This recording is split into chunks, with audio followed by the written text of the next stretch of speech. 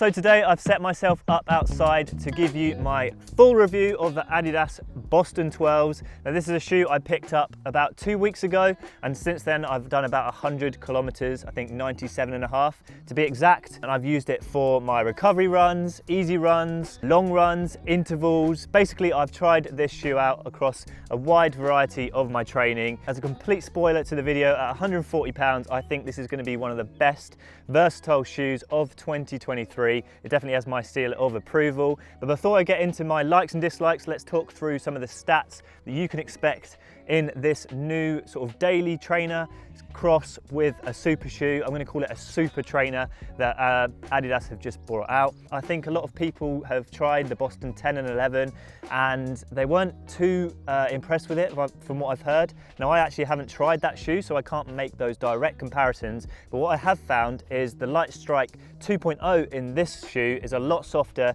than the Light Strike that was found in the 10 and 11. So almost a completely different feeling underfoot for the Boston 12 compared to the 10 and 11. So if you've tried the 10 and 11, they weren't for you, then maybe picking this one up and giving it another try would be good to hear your opinion. So let me talk you through. I'll start with the stats and features. We'll go from the bottom of the shoe all the way to the top.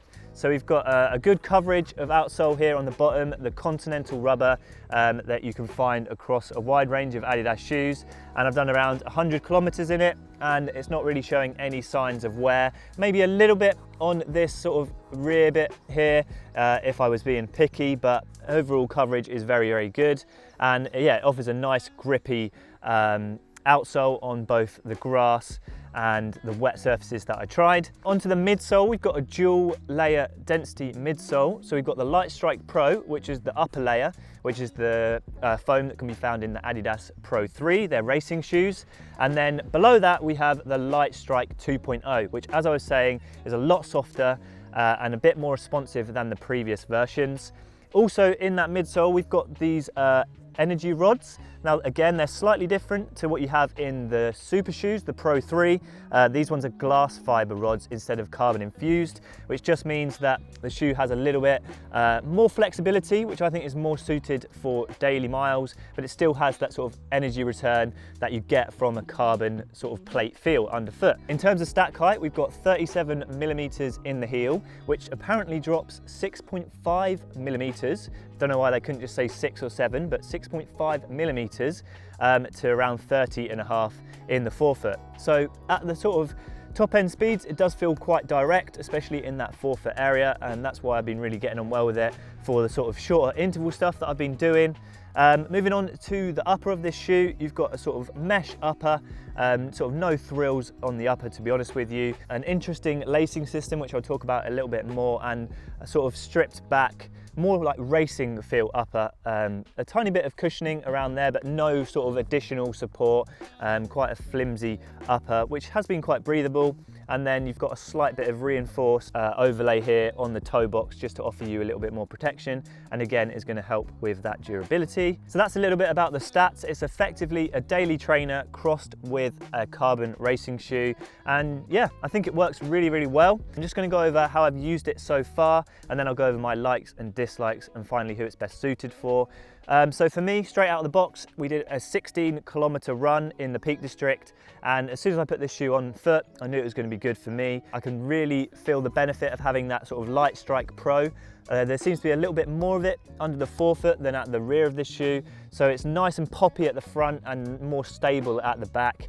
It also felt like almost like a racing shoe in terms of the fit. It's quite narrow, I would say. There's plenty of room in the toe box, but the more mid and heel area of the shoe does feel quite narrow, which I personally like, especially for a shoe that I want to do tempo work and interval stuff. I like that almost racing fit. So after that first initial run, I then decided to test it over an interval session, which was down at the track.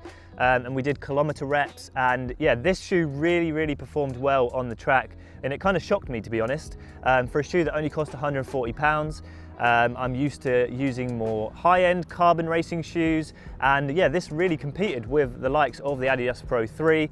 It felt super, super responsive at faster paces, and because it has 30 mil of stack height in the forefoot, it also feels nice and direct on the track. So I think moving forward, I'm going to definitely be using this for my intervals a lot more. I ran a 2:46 last kilometre in this shoe, so yeah, it can seriously pick up the pace as well. And I also really like the fact that I could do my warm-up and cool down in this shoe. I didn't have to change into something else for the session. So in terms of versatility, it's ticking all the boxes. And then since then, I've kind of just used it as my sort of daily shoe up to the distance of around 16 kilometres. At the weekend, I did a 20-kilometre almost trail run in this shoe, and the Continental rubber offers a little bit more grip than most daily trainers. So I think if you're somebody who runs on sort of buffed out trails like I do, so from my testing, I've found that this shoe can do everything pretty well.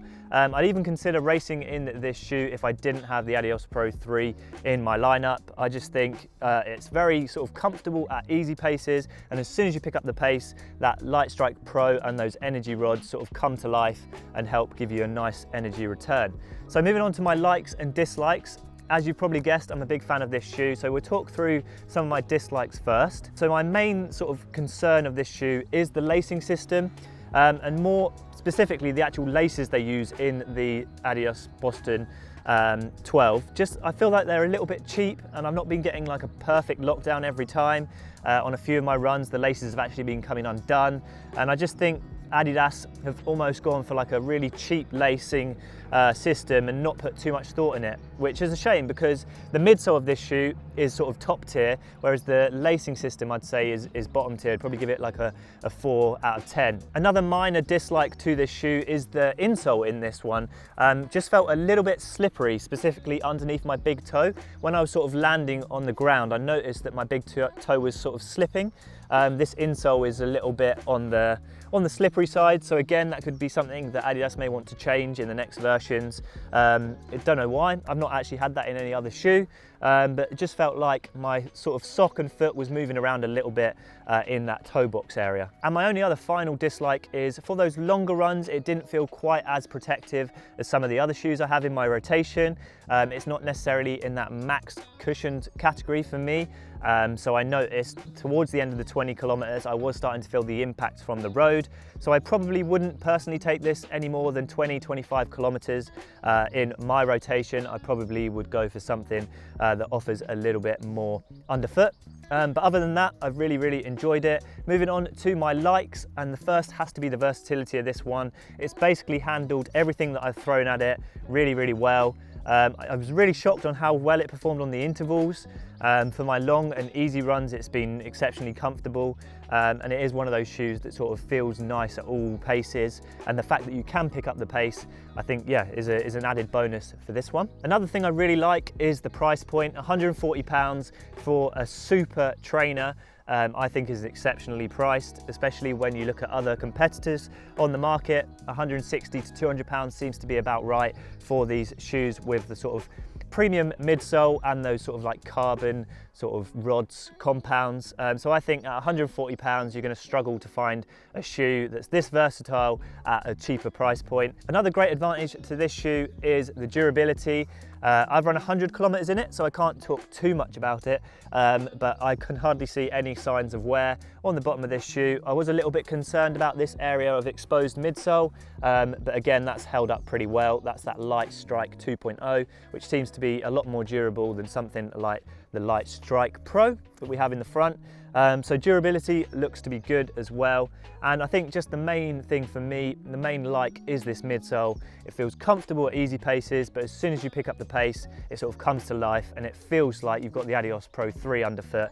And considering this is like almost £80 cheaper than the Pro 3s, I think this is going to be a great training option for most people. So to conclude this video, I would recommend this shoe to pretty much anyone. Maybe somebody who's looking for a one shoe does all. You could pick up this shoe and you could be comfortable doing your recovery runs, or you could race a 5K in it, absolutely no problem. I think the price point is very good for this one. I think if it was a little bit more expensive, then maybe some other shoes would sort of rival it. I'd also recommend it to somebody who's looking for a race day shoe that doesn't want to break the bank. So carbon racing shoes start from £200 all the way up to £280. And for somebody who's sort of like a middle of the pack, somebody who's just getting into races, then the Adidas Boston 12 is going to be a good option for that as well. But I hope you've enjoyed today's video. If you have, then please leave a like and subscribe to the channel, and let me know down in the comments which shoe you'd like me to review next. But until next time, aspire to run, run to inspire, and we'll see you again soon.